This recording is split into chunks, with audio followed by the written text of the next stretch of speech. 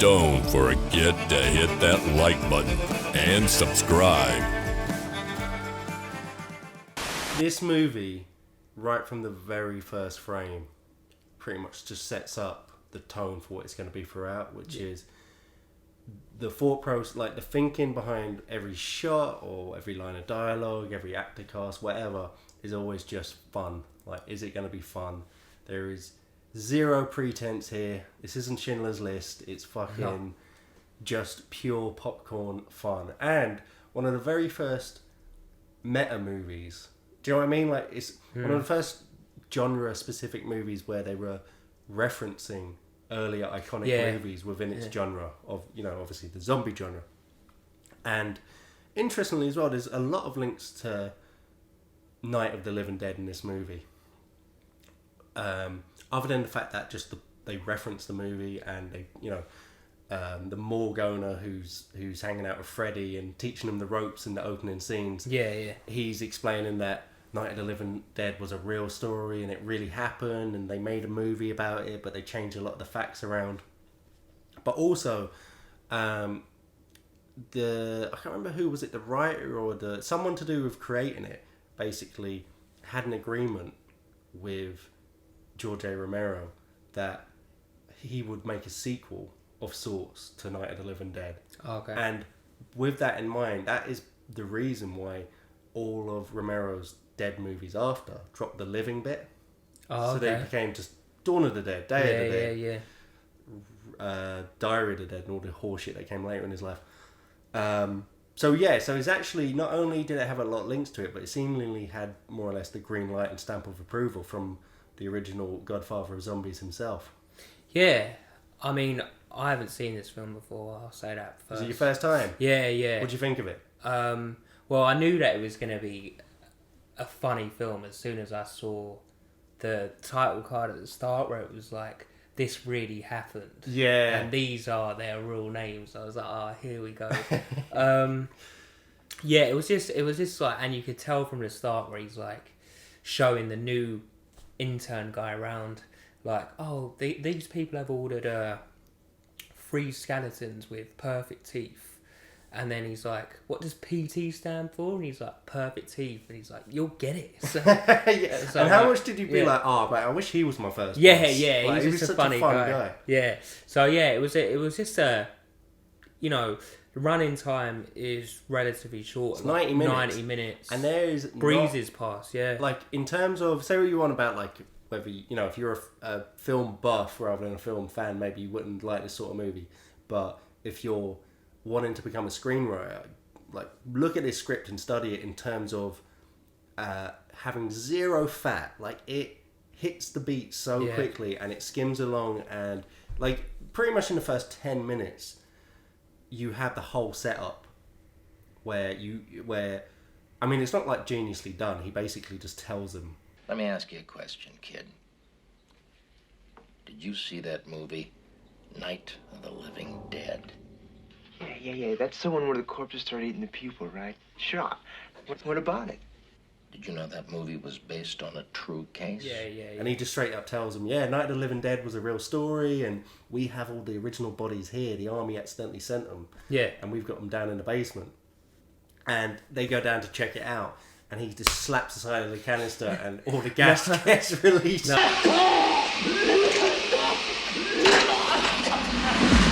But I was thinking, like, that basement kind of like was exactly like the basement in Dawn of the Dead. You know, when they go down and... I suppose it was. With the priest guy. Do you think maybe just all basements look alike? Yeah, maybe. Yeah. But still, I know what you mean. It looked does exactly the same. Like, literally. Yeah. So I was wondering if they've like reused the set somehow. And a lot of the special effects in this were fantastic as well. Yeah, it was good, man. There's so many moments, like even... And when I say fantastic, like, like if you listen to podcasts before, I've got a real thing for practical effects and a real forgiveness for them, especially if they were done back in the day. Like, I'd happily rather have a ropey looking practical effect than dodgy looking CGI. Not to besmirch all CGI, but I think like the dog that's been cut in half down the middle. Yeah. What's wrong with you?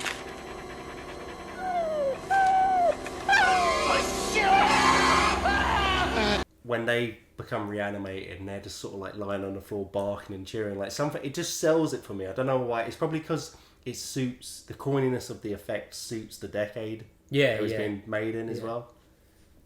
But so you have that, and they let off the gas, and that releases all the zombies and reanimates all the bodies in the morgue. Yeah, basically, yeah. So you have that going on, and then you have the subplot in the movie is you follow these punks. Who, I want these punks to have a spin-off movie where they never died. So just it was follow them around. yeah, like, I don't know, it was just funny because you've got this one punk who just gets naked for no reason. Oh, what's her name? Sasha. The majority of the film she's just naked, and you're like, what's going on? Which is, as well, that's an iconic moment. Like, there's so many little visuals in this movie that are so iconic. Yeah. And so you have her, you have Suicide, who's like the huge punk with chains and the crazy graffitied up car, who's just constantly angry about nothing. Squelch or something. Squelch, was he the little tiny guy? The little like nerdy guy. Yeah. Freddie's girlfriend looks like Girl Next Door, so I didn't really get how she was connected to the punks. Neither did I. But she's great as well. And just all the characters are fun. Like I could have happily watched a non-zombie movie just about all the punk characters going off getting into trouble. I like death. I like death with sex. How about you, Casey? You like sex with death? Yeah, so fuck off and die. So what we're gonna party tonight, Tina? Oh, you guys, that'd be really rad, but I'm supposed to meet Freddie when he gets off work. My favourite character in this whole film, actually, is none of these people. Who? It's the General. Yeah, I was going to say I love the General. So basically, obviously, this is a follow-up from Night of the Living Dead. It's sort of, it's not really. So basically, what's happening is this general like gets home from work and they're trying to locate where they've put the bodies in these tanks. That's basically seems to be like not his sole job. They've gone missing, but his biggest priority, and it's hanging over his head the whole time. So he gets home. So I actually did like start laughing. He gets home and his wife goes, how was your day? And he just goes, shit, as usual.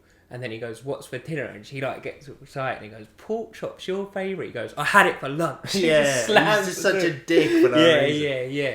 So he was actually my favourite character. Like my favourite character, I mean there's a lot of them. It's probably Suicide, but other than that, I'd have to say the creepy, secretly a Nazi, but they never actually say it, guy that runs the furnace.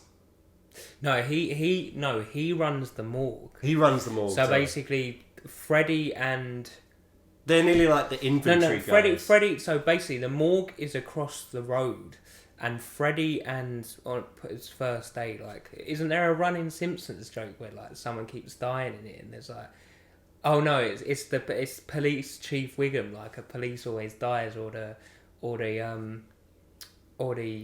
dog, like police dog, runs off and he goes, shame, he was one day from retirement. Right, yeah.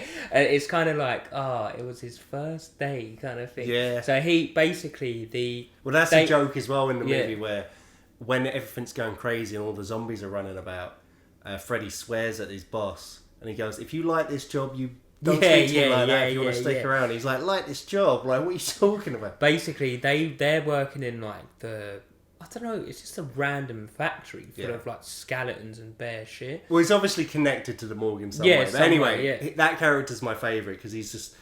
Because there's one point where... He's working... Once all the zombies are breaking out and they're freaking out, they call their boss, the guy who seems runs the whole morgue. And he comes back and he's like...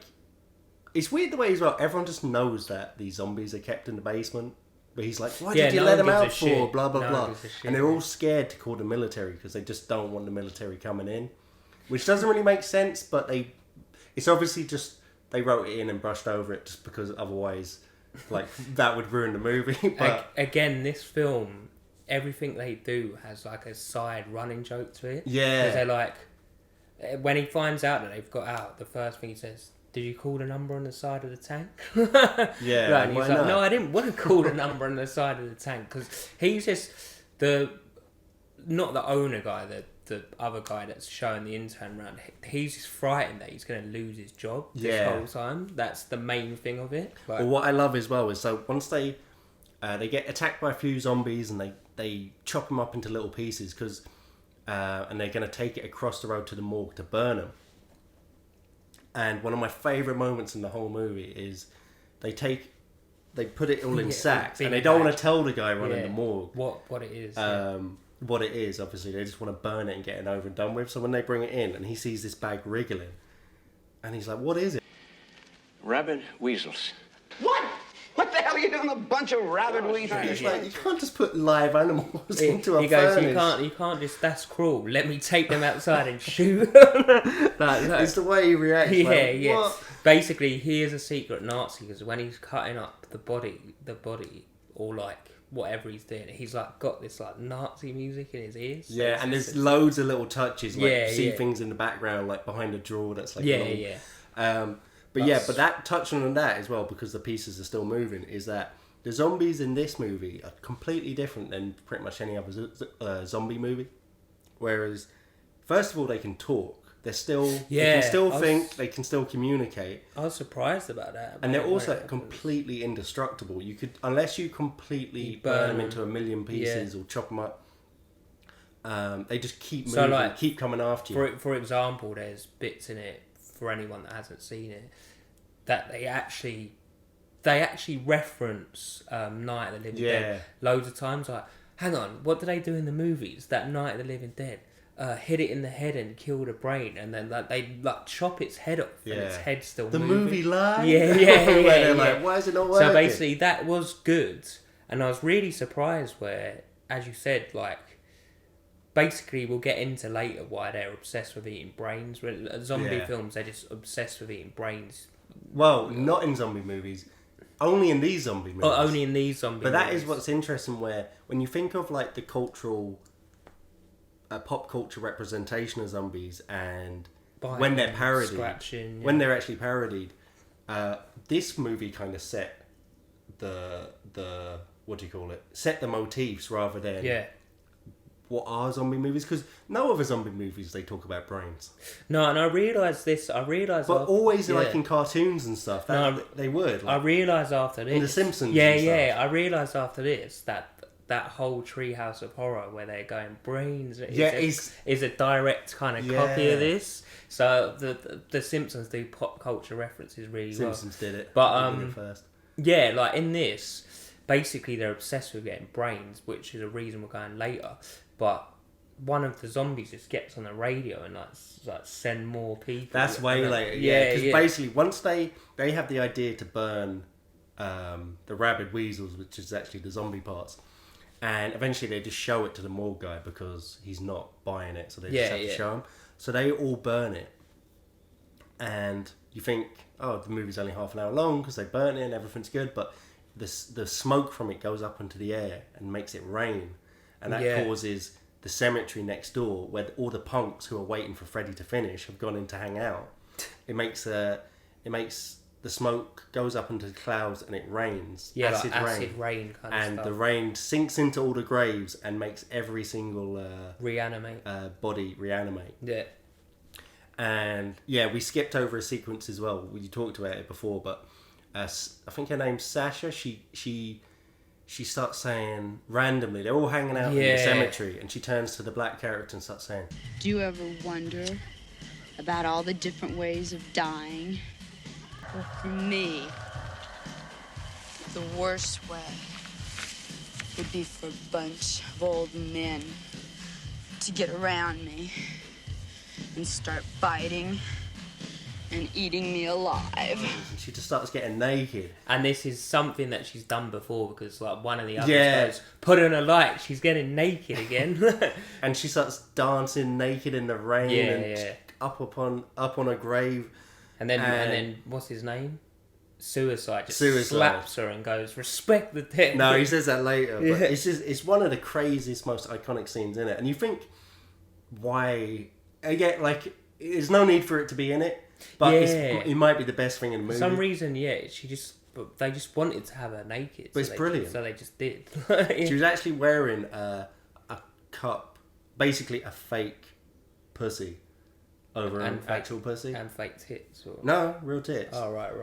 I think that would be really expensive to try and have fake tits. Yeah. The reason being is because they originally were filming it normal, like with her just being naked. Yeah. And the producers were coming on set and freaking out. And then she was kind of getting embarrassed. She didn't care before, but she was getting a bit embarrassed about it. Yeah, that must be long. Like, you have to keep walking all your. Well, I don't think it was that. I think it was more just that the fact that the producer made a big deal about it all.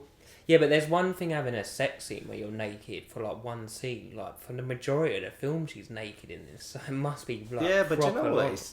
It suits the character, and it sounds gratuitous, but it just didn't strike me as gratuitous. It was so in fitting with the fun of the movie and the style of it that it completely worked for me.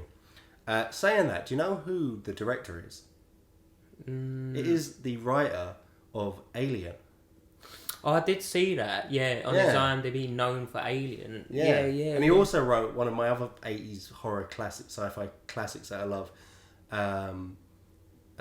Life Force, which you haven't seen, but we're going to review soon because I fucking love that movie.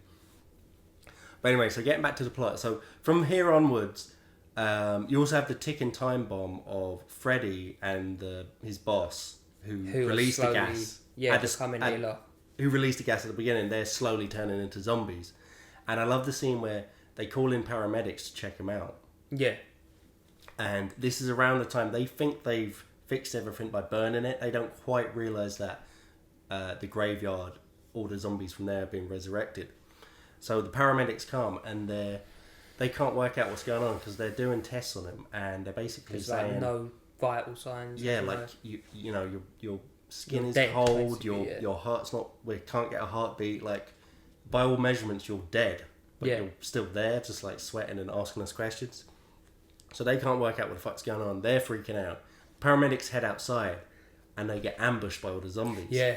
And this is what you were talking about, where it's hilarious steps on them because the zombies are thinking and can speak. They just keep calling in, pretending to be the paramedics. Yeah. Come in. This is dispatch. Do you copy over? Come in, dispatch. Send more paramedics. So anytime police or paramedics show up, they just get ambushed again. Yeah. And it's checking the time. It's fucking brilliant. Yeah, it is. So you got like, it's kind of good, like the way it cuts between three different things. Obviously, you've got the people inside the morgue / the factory who are basically besieged and they can't get out. So that's them like doing that.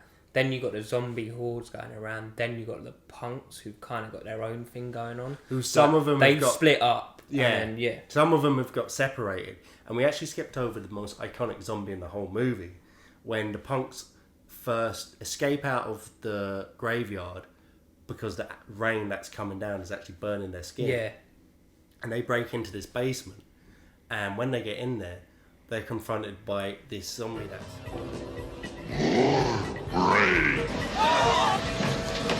What is happening to him is that essentially all his skin's melting off. Basically, I think what they've done is they put the zombies in that chemical stuff to melt them. That's what it is. So right. he just melted, but what they didn't realise is that it doesn't actually kill him, like because it's such a great effect. Yeah, and then he's just a skeleton with bulging eyes like this. And I was gutted because he kills Suicide straight away. Yeah, he does. He was my favourite character. I thought Suicide would be like, you know, we previously reviewed Dust to Dawn, like the huge guy that was killing Bear. Yeah. Like I thought he'd be chopping, but then again, like you can't actually kill him without burning him, so... I just didn't think he would die straight away. Like, you know when you kind of feel like you assume they're going to save the better characters till last? But I think the one gripe I do have about this is, like, they was never going to win because if you have to burn them all, like, they can't kill them, so there's no chance of them actually winning. Why is that a gripe, though? You like to see them kill, like, a few of them at least. So. Well, you literally can't kill any of them. The only ones they kill are the ones they chop up into little pieces and burn at the start when there's only a few of them. But the zombies in this movie are indestructible. You cannot kill them. And that's the thing, because when you're watching this, people are getting eaten, and the cast of characters are slowly getting whittled down. Yeah. And they're never taking a step forward. It just feels like it's getting worse and worse. Yeah. And then Freddy comes back as a zombie, and he's so not only are they getting sieged from outside, now they've got a zombie in exactly. amongst them, and they're trying to hide. And two of the guys, the big boss man and the black punk, manage to get outside, get to a police car, and drive away. And they're trying to find a phone somewhere. Yeah. But then they get on the phone to the police that are barricaded around the outside, and the police get overrun and killed by all the zombies. Yeah. Hold it right there! Razor, I'll blow your fucking brains out! Yeah, so Freddy and other guy, they're like slowly turning in, and then Freddy does turn in, and they take him to the chapel before this to like lock him in there. It was called like Wee Little Chapel, which is quite funny. Obviously, Black Punk guy and owner are trying to get to the phone, but also come back to save them. So they're like doing their yeah. So you're looking at it and you're thinking, there's not much left in the runtime. So how are they going to get out of this? And it turns out that this is for how much of it is a cartoonish, fun, entertaining, happy sort of movie. It has one of the bleakest, grimmest endings to a movie ever. Yeah, it does. Because no one survives. The general gets the call finally about the fact that they've located him and they've got out, and he just nonchalantly on the phone says, "Where did you find him? Why didn't you call straight away? No? Okay. Where? Blah. Okay. Yeah. I'll handle it." And he just orders a nuclear strike right on the position. Hey, listen. You hear anything?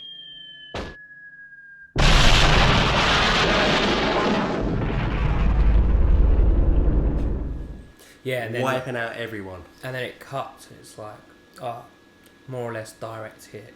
Only 4,000 dead, but job done. Like, they just didn't want the zombies to. What about the fire, sir? Oh, don't worry, the rain's already seen to that. Yeah. And you see, once again, the acid rain starts on an even bigger area, covering even more graveyards.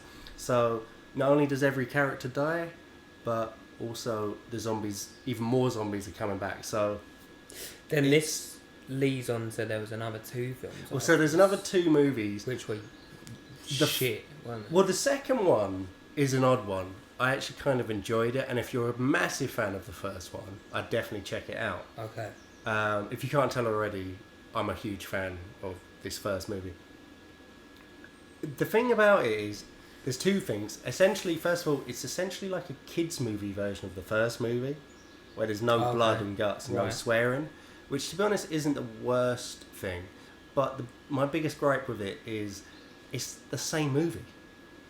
Like, literally, it's the same plot, down to the character of Freddy and the boss owner, who are cast again, as themselves again, in a new town, but once again, they're in charge of looking after these canisters, and he tells them the story about Night of the Living Dead, and they just release the gas again.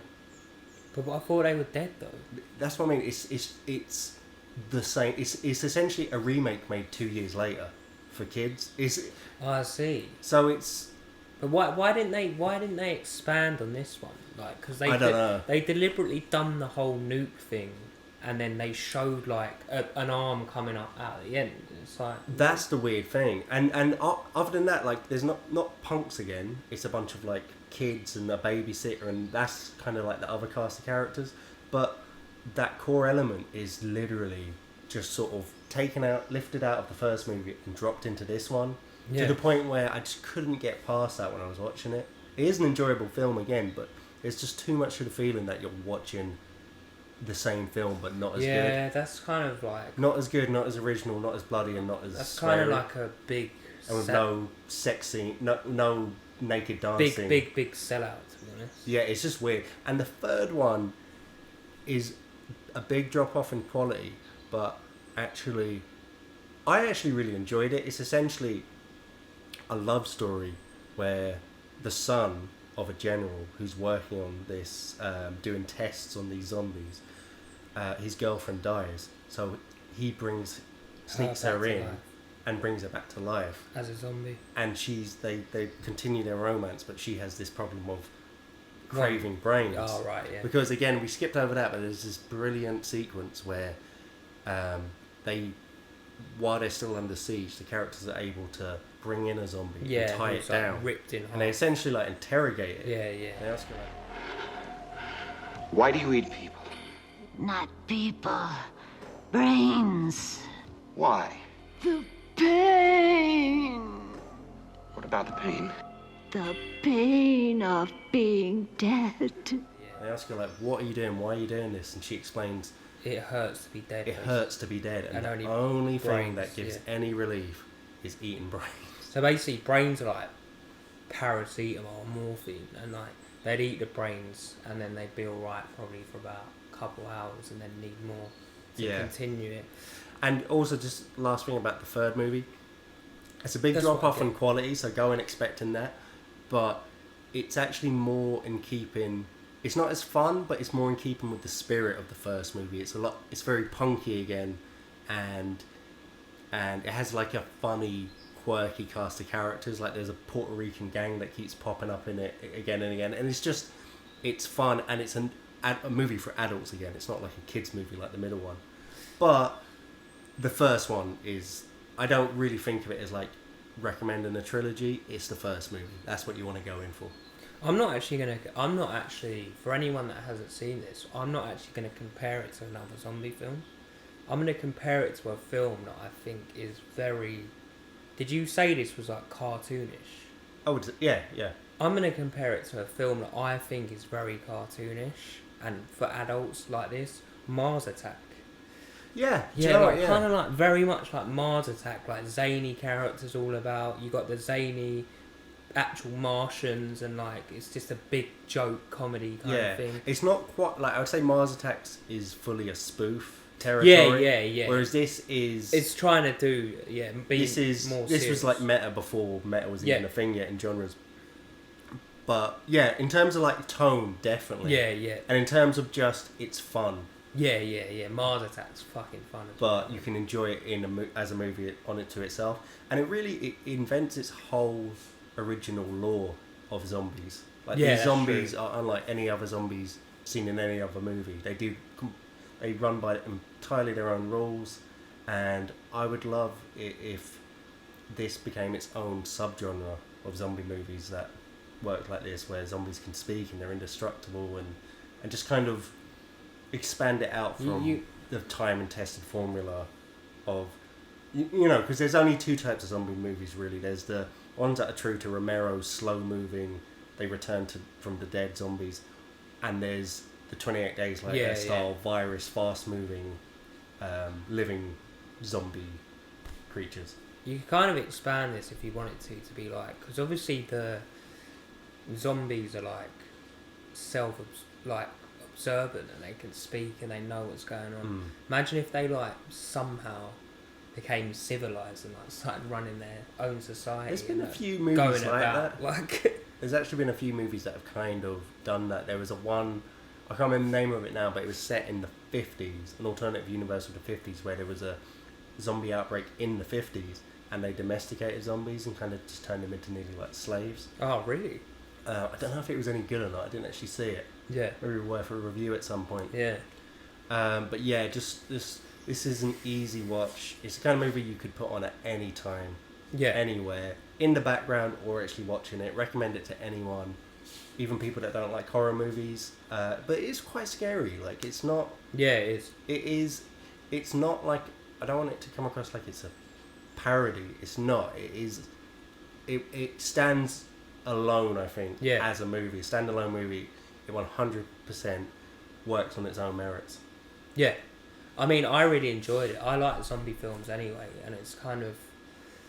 But as you said, it's kind of refreshing to see a zombie film that breaks the mould like this does. Like, I was pleasantly surprised when they started speaking. And considering how iconic and parodied it has been in popular culture, it's surprising it didn't actually make the jump over to influence future movies in the genre. Yeah, I mean, I've seen...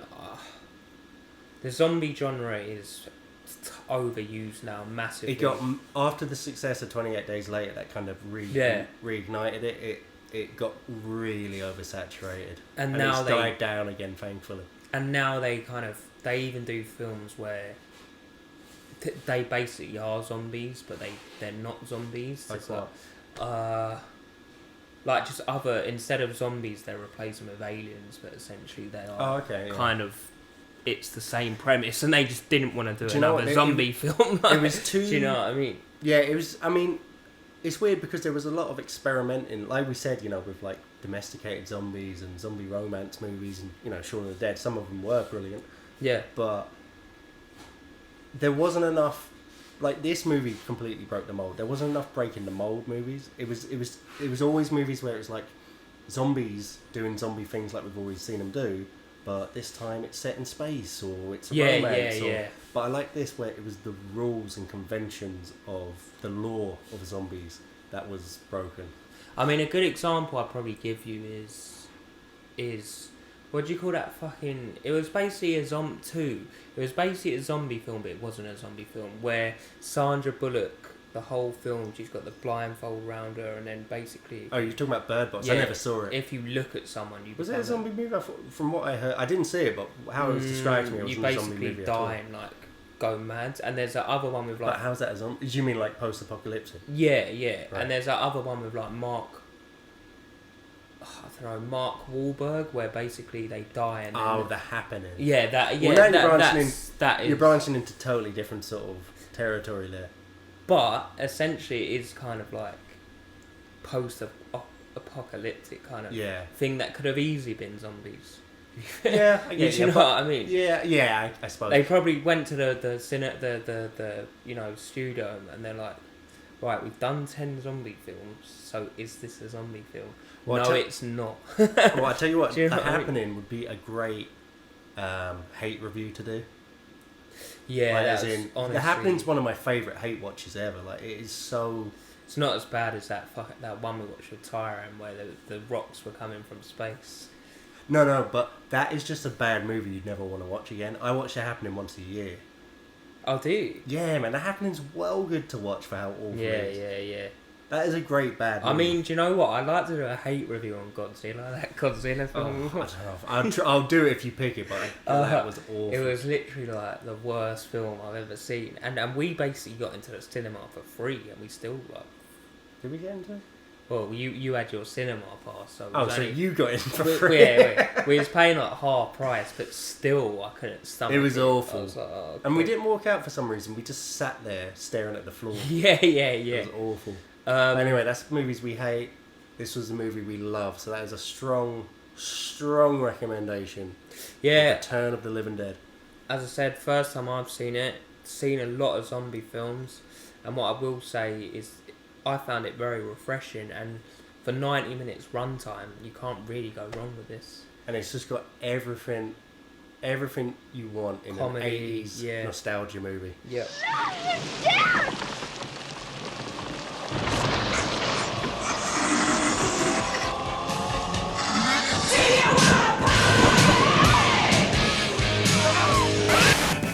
Don't forget to hit that like button and subscribe.